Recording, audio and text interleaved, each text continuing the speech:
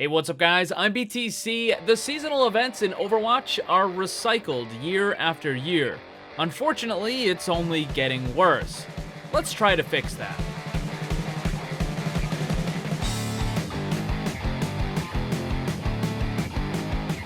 By now, I'm sure you've seen plenty of videos where someone is complaining about the seasonal events and how terrible they are. This video is going to be different. Rather than just rambling for 10 or more minutes, I'm going to fully break down the problem, examine the existing situation from both the player and Blizzard's point of view, look at what realistically can be done, and then propose possible solutions. So grab a snack and get comfortable, because this is going to be a long one.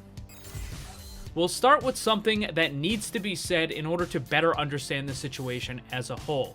That is the fact that all of these events, skins, game modes, and more are all free to the player. Some players have this incredibly absurd notion that Blizzard is obligated to continue providing content for the life of Overwatch. That's not the case. You gave them money, they gave you a game, that's it, end of transaction. The way I was raised, whenever someone gives you a gift or something for free, you should be grateful for it. And that's true even in this case. But let's be clear, this isn't grandma, this is a company, and they have 3 very specific monetary-related reasons why they continue to make free stuff. The first is that they want existing players to keep playing. When you have new games coming out all the time, Blizzard wants you to keep playing Overwatch, so they need to keep you interested by adding new stuff. Second is that new events generate hype and excitement around the game, which will then bring in new players who buy the game. Third is that when there's a whole bunch of new cosmetic items, some of those players will buy loot boxes, and that in turn just brings more money to Blizzard. In short, Blizzard wants people to keep playing, they want more new players, and they want to sell some loot boxes, so it's in their best interest to keep making new content that existing players will get for free. But what happens when that new stuff isn't very good? That's the situation that we found ourselves in. The events that we got that were once exciting and full of awesome new content, but now they're just the same recycled stuff year after year. Let's look at the current problems. From the perspective of a new player, the events are still awesome. If they never got to play a new game mode, it doesn't matter if it's been the same one for 3 years in a row, because for them, it's the first time they get to try it. Same thing goes with the character skins. Someone who's seeing Halloween Terror for the first time now gets 29 new character skins, 18 legendaries, 11 epics. It doesn't matter that they were released last year or the year before, because for them, it's the first time they get to see them. And it's also a bonus that the older ones are at a reduced price, so it's even better. For existing players, however, that have been around for several years and seen these events time and again, it's not the same situation, it's the reverse. With the exception of the archive event, every other event is just a recycled version of what we had the previous year. The special game mode for each of these events is nearly identical from one year to the next. Junkenstein's Revenge was amazing the first time I played it, it was less interesting the second year, and I barely touched it the third year. Other game modes like May's Snowball Fight seem to be largely disliked by the majority of the player base to begin with, so if not many people were playing it the first year, and even less were playing it the second and the third. For the character skins, Blizzard now seems to be in a pattern of 6 legendaries and 3 epics per event.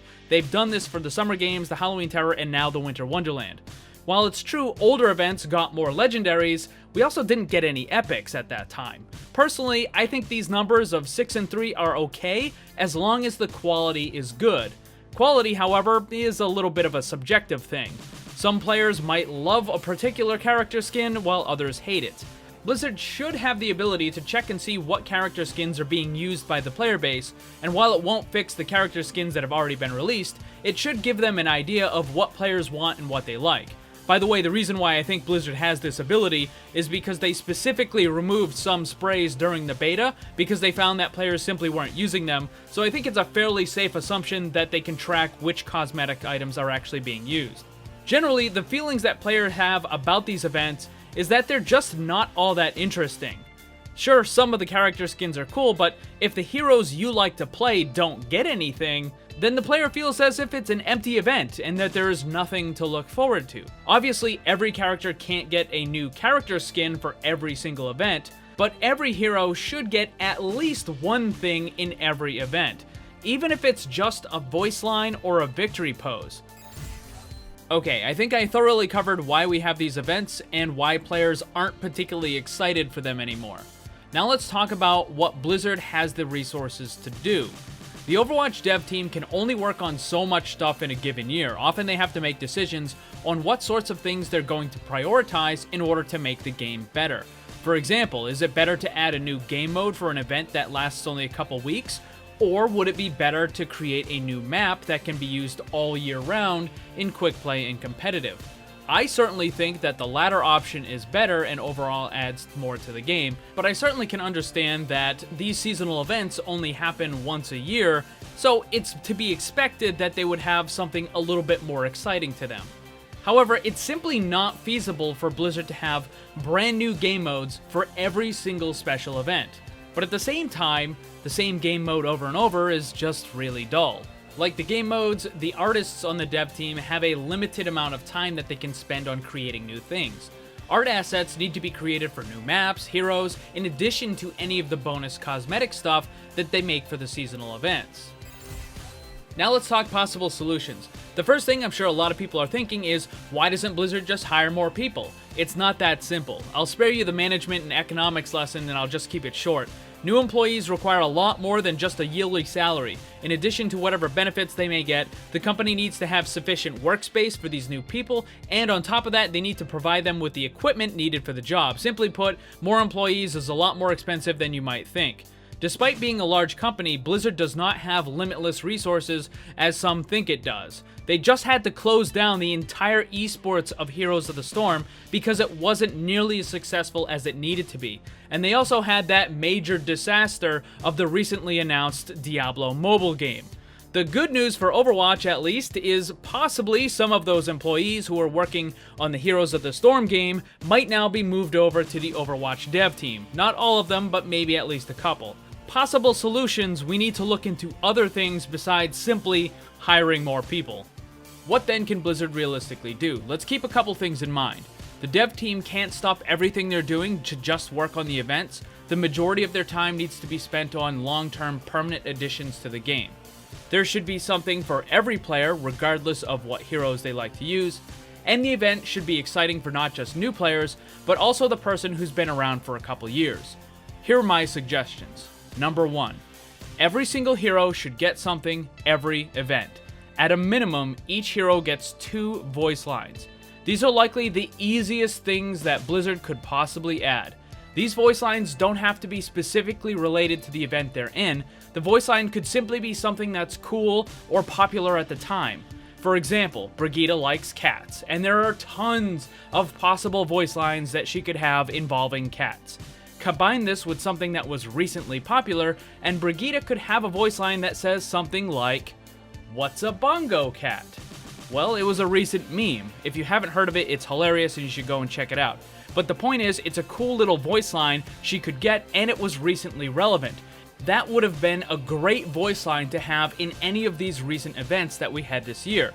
It doesn't matter that it's not going to be relevant next year or the year later. It's relevant, funny, and cool right now. And that is what is important. Another example could be characters talking about old abilities that they no longer have. Torbjorn could ramble something about needing more scrap, Symmetra could say that the shield generator was an outdated model, and Hanzo could say something about how he misplaced his scatter arrow. The point is, there's lots of stuff, tons of potential voice lines, and Blizzard would never run out, even if they added 2 per hero every single event. Another fairly easy thing to add is victory poses. These are incredibly simple to make, as the character model already exists. The artist just needs to move the arms and legs around until he finds something that's interesting for a victory pose. And this is particularly easy when you have event-related victory poses, like the toast during Winter Wonderland and the pumpkins during Halloween.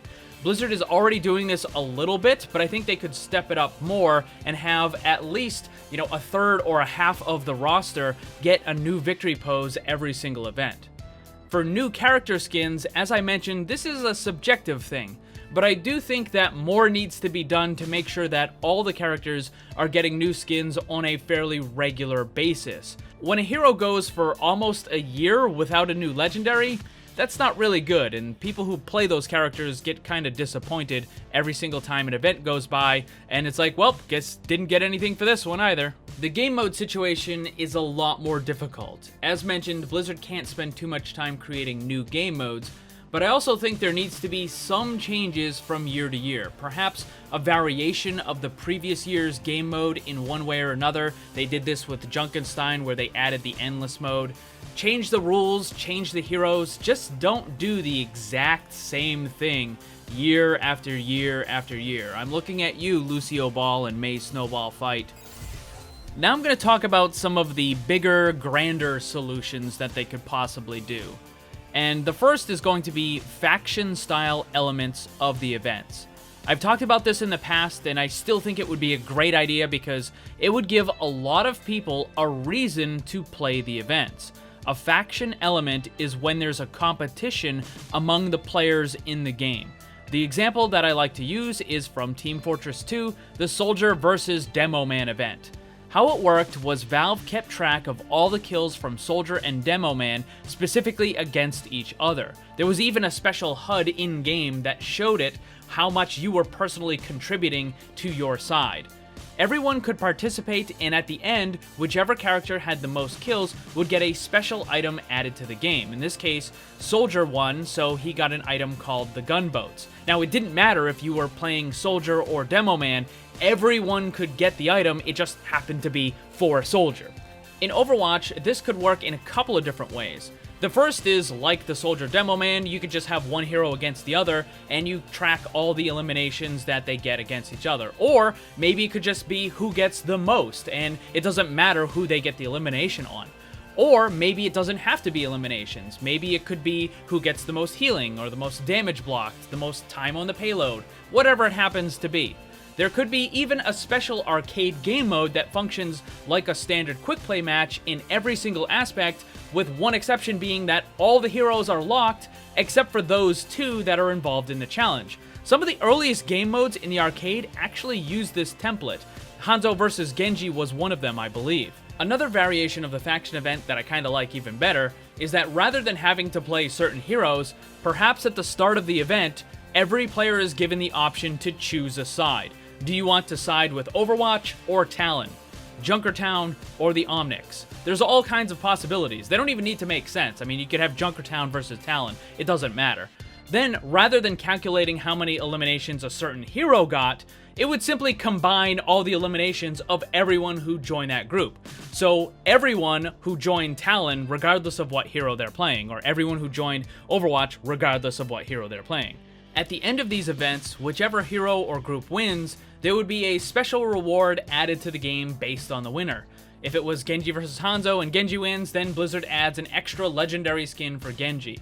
Or if it's a group-related thing, let's say Talon wins, so then there's a new super awesome legendary emote, and Reaper gets it, or Doomfist, or whoever happens to be in Talon, they just get it. Now, I think it's kind of important that the exact specific reward is secret. Blizzard can say, well, we're going to give a legendary skin to this, or an emote to this or this, but don't say exactly what it is or show what it is until the event is over. Something really important that I need to emphasize is that every player, no matter what character they choose or group they join, every player will receive the reward that is added to the game. The competition aspect of it is more about deciding what gets added to the game. Even if your side loses, you still get something. It's not going to be what you wanted, but you still get something. I think faction elements like this would make a lot more people interested in the events, as then they would have something to work towards. On the main menu title screen, you would have the score in big numbers and flashy text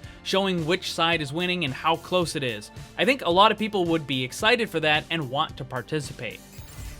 The last suggestion that I have is not necessarily what you could add to the events, but more of a complete restructuring of how the events work during the year. Right now there are 6 events each year. 4 of them have repeating game modes, Archive has something new every year, and the anniversary event just kinda has a bunch of extra cosmetics, and that's about it. My suggestion for the restructuring is to keep the Archive event as is, because it's pretty awesome, a major new game mode every year that contains a significant story aspect to the game, so I wouldn't touch Archive event at all. All of the other events, I would tune them down a bit and not treat them as if they were major events. The problem is they're treated as if they're something hugely important, but in reality it's just the same old year after year, and you wonder why people get disappointed with it. I think if you included the things that I mentioned previously, however, it would make them a little bit better. I would then go and add several more mini events during the year, similar to what Blizzard recently did with Diva and the Nano Cola event.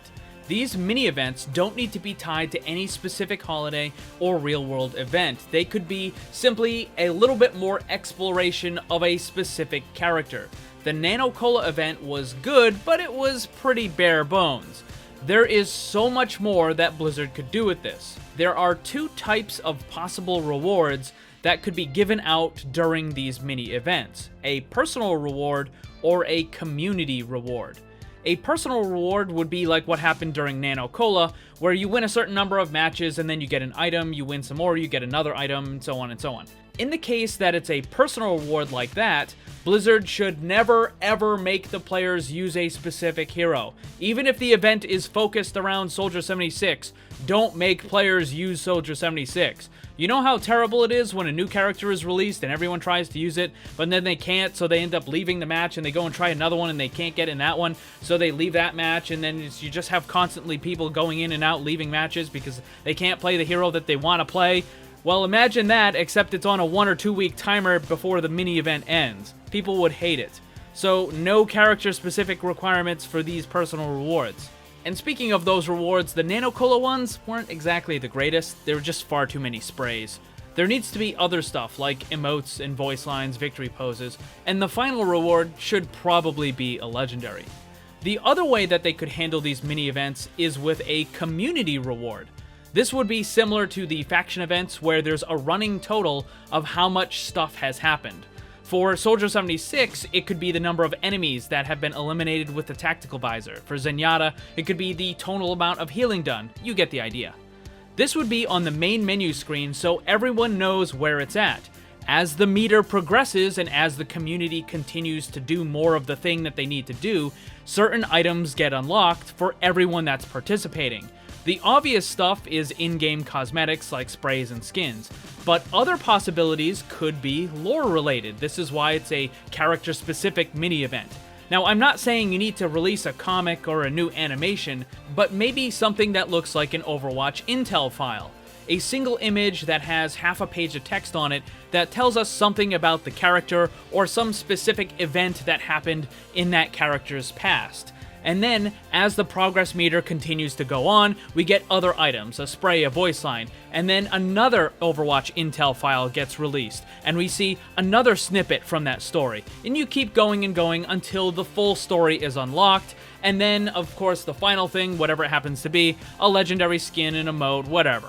Combining those things into a big progress meter that the entire community is participating in would make for a truly awesome mini-event that people want to participate in. As to when these mini-events should be held, I don't think there needs to be any set dates unlike the other events. In fact, I think having a surprise mini-event would likely be more exciting for most players. All of a sudden, seemingly out of nowhere, a 1 or 2 week mini-event pops up, and it's got these cool items, and you have the potential to unlock some hidden story from the character's past. People would love that. They could happen anytime during the year, in between the existing events.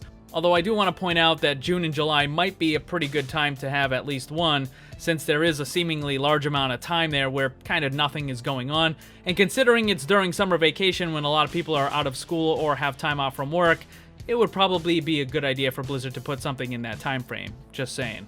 So those are my suggested changes. I know this video ran a little bit on the long side, but Blizzard, I know some of you guys end up watching my videos, at least every now and again, but you never call. You never call. If you do want to contact me, I'd be more than happy to go in depth with any of my ideas or solutions. I got tons of them. You should check out the video I made on how to fix Reaper's Shadow Step or replacing gold medals. Those are also some pretty good videos. So while I'm waiting for Jeff Kaplan to give me a call, do you guys have any ideas on how to improve the events? Let me know down below. Thanks for watching, and if you'd like to see more, subscribe and hit that bell so you don't miss anything. Also, come hang out in my Discord server and my Twitch live stream. Special thanks to my Patreon supporters. If you'd like to see what kind of cool VIP rewards you can get, check the links down below. And remember, always blame the controller, because it's never your fault.